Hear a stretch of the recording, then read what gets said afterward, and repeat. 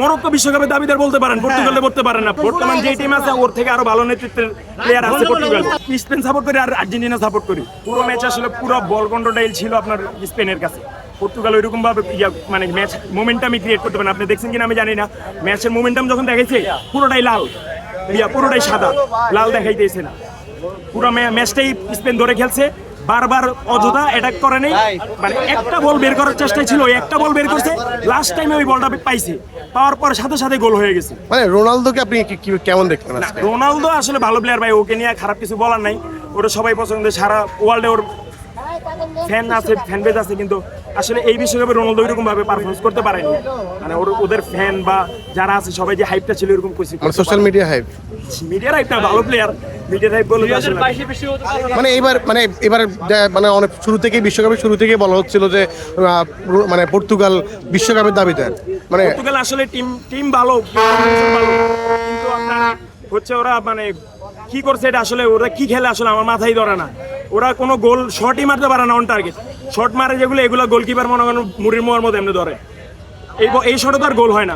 মানে বিশ্বকাপের দাবিদার এটা আপনি কিভাবে দেখেন? মানে সোশ্যাল মিডিয়ায় বিভিন্ন জায়গায় বিশ্বকাপের দাবিদার, কিন্তু পর্তুগাল থেকে আরো বড় বড় টিম আছে, ফ্রান্স আছে, মরক্কো বিশ্বকাপের দাবিদার বলতে পারেন, পর্তুগালে বলতে পারেন আপনি। পর্তুগালের প্লেয়ার আছে মাত্র একজন।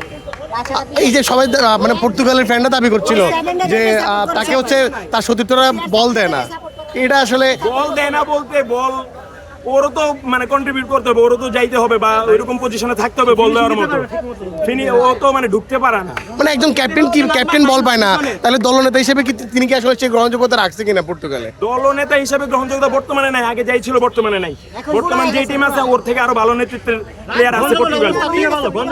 এই যে পর্তুগালের বিদায়, তারপর জার্মানির বিদায়, তারপর ব্রাজিলের বিদায়, ফুটবল কি ফ্যাকাশে হয়ে গেল কিনা বিশ্বকাপটা? ফুটবল ফ্যাকাশে হয়নি, বাট এই বিশ্বকাপে আসলে আপনি কাউকে মানে প্রেডিক্ট করা যাবে না। মানে ম্যাচের আগে আমরা বললাম না 3 গোল হলো, 3 গোল দিবে বা 4 গোল দিবে, এরকম কিছু নাই।